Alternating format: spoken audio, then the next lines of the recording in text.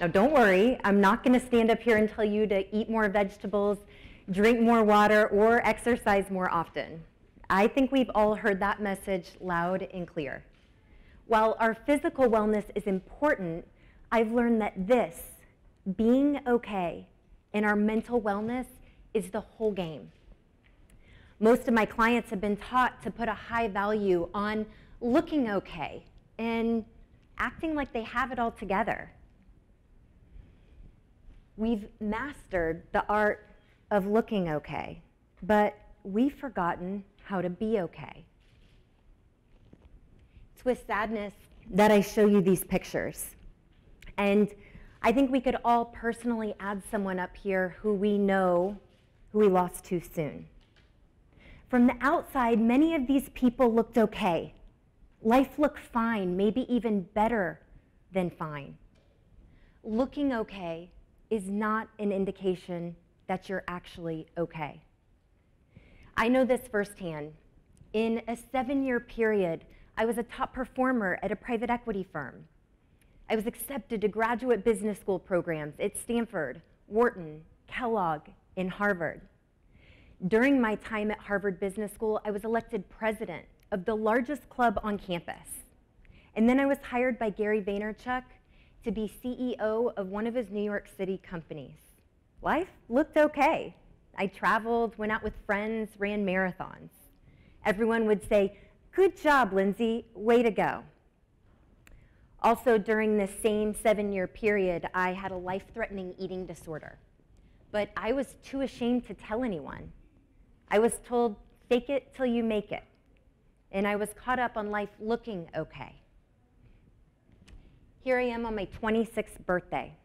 I hadn't eaten in over a day and my potassium was dangerously low.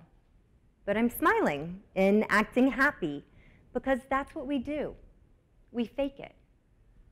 What about you? Have you ever met up with friends to socialize but still felt completely alone? Have you ever ordered a salad while you're out because it looks okay, but then find yourself binging at home later? Do you struggle with your finances, making new friends in your relationships? Do you struggle with eating, drinking, or exercise, but you pretend like things are fine? Many of us think we're starving for the perfect body or to lose 10 pounds. My personal and professional experience suggests that we're starving for love and connection. The Harvard study of adult development started in 1938. It went on for 75 years as it tracked the lives of over 700 men. The lead director on this study, Robert Waldinger, found that the key to a happy and healthy life is close relationships and social connection. Close relationships. Many of us put our energy into accumulating degrees or getting a high-paying job, when what some of us are really looking for is approval. We may convince ourselves we're in desperate need of a new wardrobe or fancy things, when what we're really needing is to feel accepted and like we belong. Now, don't get me wrong, it's okay to buy fancy things. It's good to invest in your physical wellness. I put on makeup today and wore these fancy shoes. You're welcome. But when we're only investing in looking okay and we're not actually okay, we're going to experience internal conflict. And that incongruence can lead to stress or worse. So what if we stop pretending? What if we invested in being okay and our mental wellness? Today I'm going to share with you the 4 secrets to being okay and to creating a life that is as good as it looks. Secret number 1. What if we didn't numb our feelings? Feelings, kind of like gas, are better out than in, right? Being okay means feeling whatever emotions come up and expressing them in a way that serves you. It takes a little practice, but I like to take a cue from one of my 3 small children. If one of them is unhappy or sad or upset about something, you know it. In fact, Everyone knows it. Children haven't yet learned to use vices to numb their feelings. Right? They don't have unlimited access to booze, ice cream, and TV shows. Thank God. So they feel it, they express it, and this is the best part, they move on. And they're not too concerned with how it looks. My children are willing to throw a tantrum in a crowded place. A study published by the Journal of Personality and Social Psychology found that it's best to accept our negative emotions without judgment. The lead author of this study went on to say that people who habitually accept their negative emotions actually experience fewer negative emotions. And this adds up to better psychological health. In other words, allowing yourself to feel those not so comfortable feelings can lead to you being well. So what if we didn't numb our feelings, but instead felt them? What would that shift in your life? How would that shift your daily behaviors? Secret number 2. What if you cared more about what you think of you and less about what everyone else thinks of you? We need to ask ourselves every day, who do I want to be? Not who do I think other people want me to be? Because when we live for who we are, we find peace and internal harmony there. I can think of no better example than Mother Teresa. Right? She didn't serve others to impress people or because it looked good. She did it because that was what she felt called to do. That's who she was at her core. And we all think she's beautiful, not for her eyelash extensions or fancy clothes, but because of who she is. So what if you cared more about what you think of you? Would you be willing to dream bigger and pursue those ambitions? Would you be less afraid of failing because you're not too concerned what other people will think of you? Secret number 3.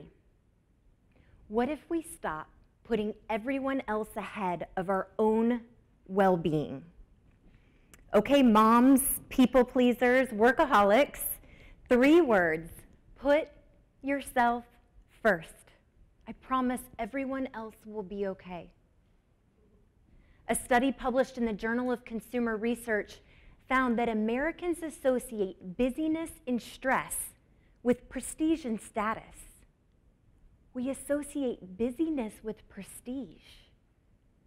And I've learned from my clients that we sometimes use busyness as a way to prove ourselves or as a way to numb our feelings. It looks good to be busy and put others first, but is it good? When we're not filling up our own cup, we've got very little to give others, but more importantly, ourselves. Are you a priority in your life? Because the only person responsible for your well-being is you, only you. Every night when I go to bed, I ask myself this one question, and it's simple but makes a meaningful difference in my day. And that question is, how can I show up for myself tomorrow? Could be as simple as waking up early, making a new playlist, working out. What if you became a priority in your own life? How would that change your relationship with yourself and with others and how you treat those around you? Secret number 4. What if we stop trying to do it all on our own? Everyone here has had help. As a baby, somebody fed you. As a child, someone taught you to read. Somewhere along the way, someone gave you a job. Life is a team sport. So why is it so hard to ask for help? I've learned it gets more difficult to ask for help the more accustomed we get to doing life on our own. It gets harder to ask for help the deeper we get into our own issues, problems, and illnesses. 1 in 5 adults in the United States have a mental illness. Even more surprising than that is only 41% get help or treatment for that mental illness. Asking for help doesn't make you weak. Asking for help makes you well. Asking for and accepting help was what got me freedom from my eating disorder. But I didn't just ask for help once. I kept asking over and over again until I found the right help and until I no longer needed help in that area of my life. Are you trying to be a hero by doing it all on your own? Heroes have help. Batman had Robin. Oprah's got Gail. Michael Jordan had Scottie Pippen. What if you asked for help? What burden might that lift in your life? So if you're stuck in an area of your life, try shifting your focus to being okay. These are simple concepts. But what if you got intentional and clear about adopting these in your life? Would you look okay? More importantly, would you be okay?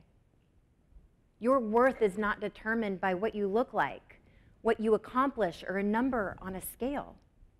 Your worth is determined by who you are and who you're becoming. So what if we stop pretending? What would that be like? And what if the biggest secret to being okay is letting go of always looking okay? Thank you.